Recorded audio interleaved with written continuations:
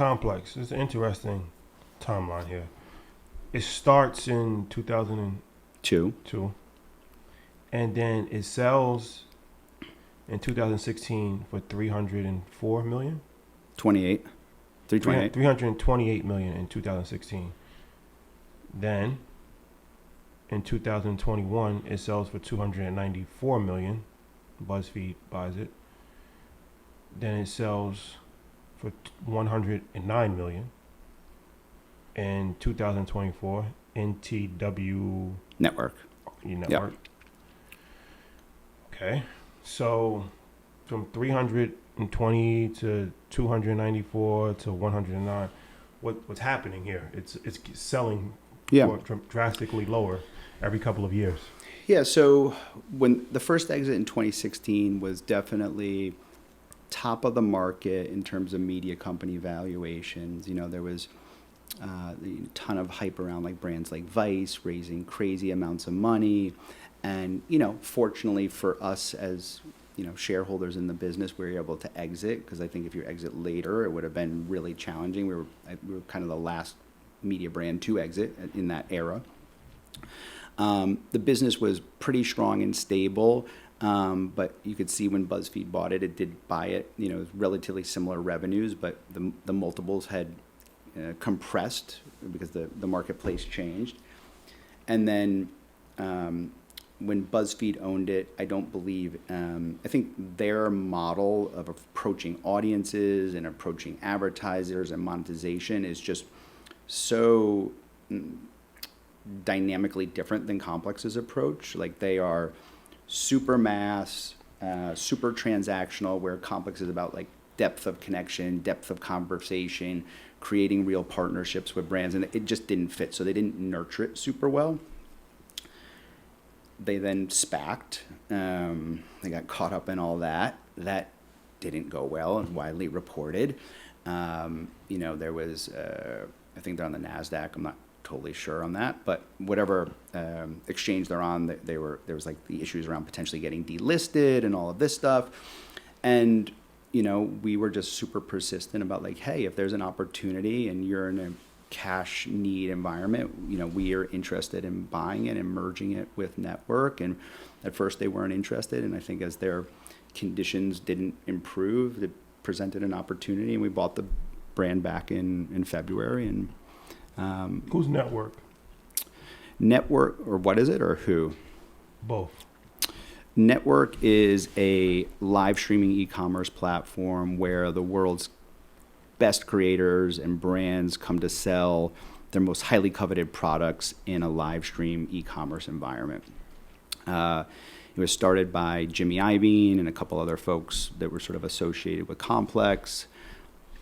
I joined there, I think, late 2018, early 2019, something like that. We built it up, pretty successful business. Live stream shopping didn't scale quite as quickly as we thought it would. Like, we were looking to like how amazing it's doing in China and Brazil, and we thought like, hey, like this is gonna be like, you know, the echo boom in North America. And, you know, sort of as we were looking to like, okay, how do we make this business stronger? You know, we're looking at things like our CAC, and we're spending, you know, multi-million dollars a year on Meta to drive downloads and drive engagement. And, you know, all of us were kind of like ex-Complex people, so we're trying to super serve that same audience, but just through a commerce perspective. And when this opportunity, it just totally made sense. It's like, hey, the audience is there, the brand strength is there. We can transition from Network to Shop Complex. It's a much stronger name. It's a bigger name, more reputable. The audience is there, so we don't have to invest as much into like all the digital ads on Meta. And you know, we thought we could make a much stronger business, solve for the issues on the Complex side, and then solve for the issues on the Network side. And Mark Echo's a part of the Network? He was not originally, no, but Mark is on the board of the new company, yeah. So you exited in 16? Yeah. Stayed on 18, you joined there. When the team is trying to, and team building, and maybe we'll get into that a little bit, but it's vitally important to this. But as you're watching it, it's almost something that you helped create, and you're starting to watch it devalue. How long were the discussions to say, we need to go back and try to acquire this thing. But you left for a point in time, right? From Complex? Yeah. Yeah, Yeah. 18. Yeah. So I left in 18. Yeah, I left at the top of 18. I think I joined Network in the top of 19. I might have the dates off a little bit there, but it was definitely early days for Network. But like we were on fire, especially during COVID, e-commerce. Like we thought we could do no wrong. We were raising money. Like it was things were good.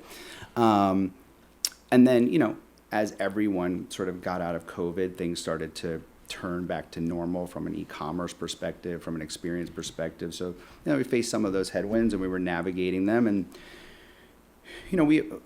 just quite frankly, we always had an admiration for Complex. Like, we built the brand, we love the brand, we admire it, we love the audience. And we felt like, it's so hard building a new consumer brand. If we could just merge the sort of innovation, the technology, the e-commerce, the spirit of entrepreneurialism with Complex that had the audience and the cachet and the credibility, we could make, a media company of the future, or a marketplace and e-commerce business of the future that looked like no other. So that was really the aspiration. And to answer your other question, I think it took about a year-ish to convince them to do it, meaning BuzzFeed to sell it. Yeah, it's very rare that you exit a business and get the business back and at a lower valuation. So, well, there's a lot of examples of that. Like Dan Gilbert sold Quicken Loans. Okay.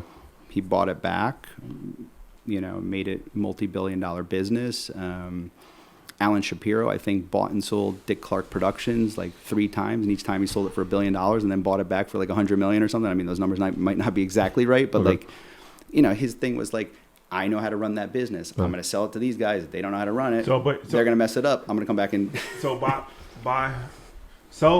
high, buy low. You was that? Yeah, you guys sold it for $324 million and then brought it back for $100 million. Yeah, I wouldn't say it was intentional, but it worked out that way. That's how it worked out, right? So, but that's some level of foresight, right? Like, was there any foresight, or that was just a coincidence? You kind of knew that they was gonna ruin it, and then you said, "All right, we just buy it back." I would say that you all would know this better than me, but there's always a stat out there about like mergers and acquisitions fail the majority of time, right? So, selling Complex to like a Verizon and a Hearst. We were independent, so it was like okay, like we're operating separately, but still things got a little weirdish, and then BuzzFeed just. Just think about it on paper. Does that make any sense? There's no intersectionality of those audiences. Like, they're not even interested in the same thing. Like, BuzzFeed's making videos about, like, exploding watermelons by putting rubber bands around them and cats on roller skates. And, like, Complex is talking about, like, nuances within streetwear and hip-hop and art culture. It's just, like, I don't know. It just didn't make a lot of sense.